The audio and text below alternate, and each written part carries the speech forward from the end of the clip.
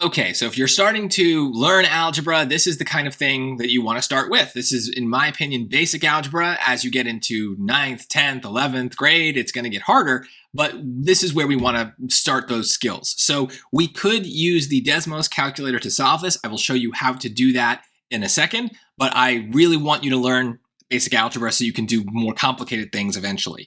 So when you look at an equation, there's always two steps. Step one is simplify. And step two is solve. Another way to put it is step one is let's do some kind of moves that just work on one side of the equation, and then solving are moves that work on both sides.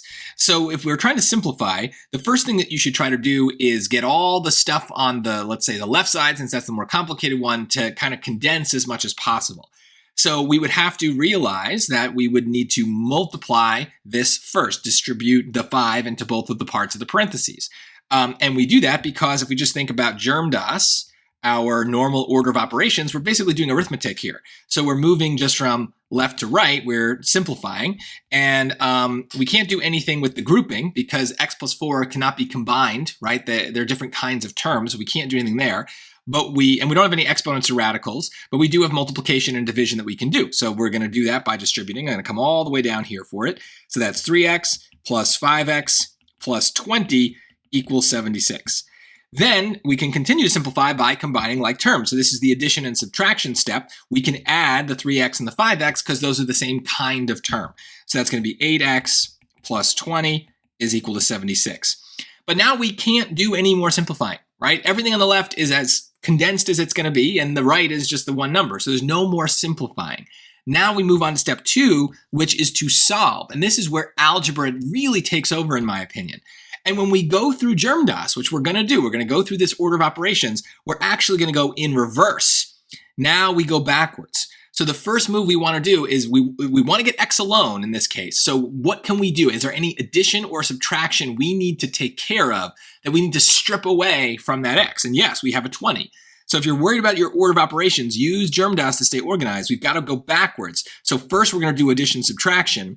We have a plus 20, we're going to minus 20 to make it go away, right? Because now that cancels out, and we're left with 8x equals 56. Then, again, moving backwards through germ-das, our next move would be multiplication and division.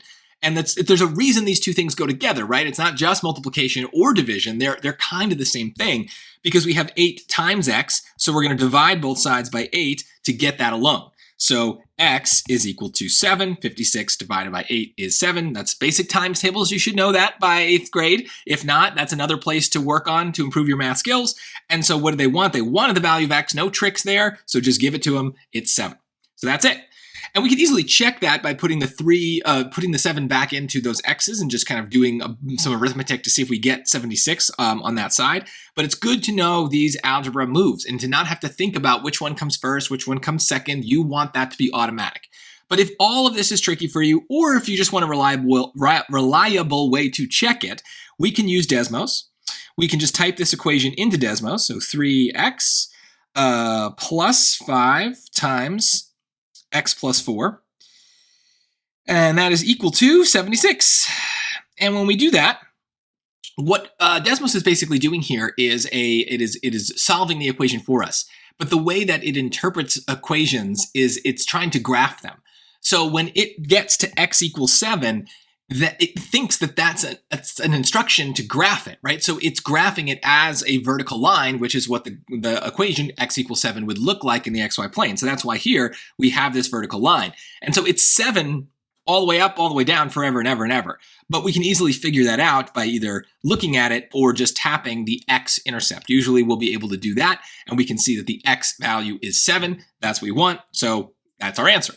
So yes, it's much faster to just type this in Desmos, but you should learn this kind of basic algebra. You want to be very, very good at it because there will be times when we need it on the PSAT and the SAT and we can't use the calculator as reliably, and you will need it in school. So for the next couple of years of your life, you're going to need to know how to do this kind of basic algebra. So you want this skill to be good. Otherwise, the next couple of years of math in school are going to be miserable. So get good at algebra. You're going to keep using that skill again and again.